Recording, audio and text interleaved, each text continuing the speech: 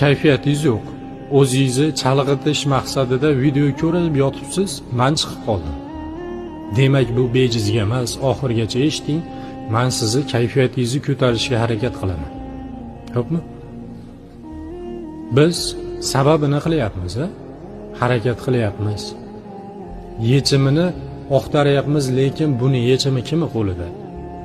Allohning qo'lidami? Bizni kim yaratgan?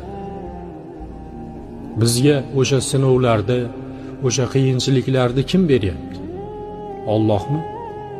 Demak, biz Allohni esidan chiqqanimiz yo'q. Siz Allohni esidan chiqqaningiz yo'q. Esingizdan chiqarmang. Alloh o'zi yaxshi ko'rgan bandasini sinaydi. Yaxshi ko'rmaganini e'tiboridan chetda qoldirgan insonlarni e'tiboridan chetda qoldirgan bandalariga hech qanaqa sinov bermaydi. Sabab ular dunyoda yashab oladi xolos. Jannatni umidida bo'lgan, Allohning jamolini ko'rishni umidida bo'lgan bandasiga sinov beradi. Dunyo shunaqa, sinovli dunyo. Bizi muammolarimizni yechimi Allohning qo'lida ekan, siz hech qachon g'amgin bo'lmang.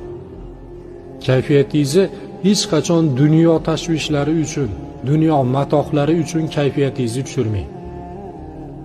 Allohga havola qiling. Hammasi uni qo'lida. Biz shunchaki sababini qilamiz. Alloh xohlasa, siz ilojisi yo'q bu narsani degan narsangizni ilojisini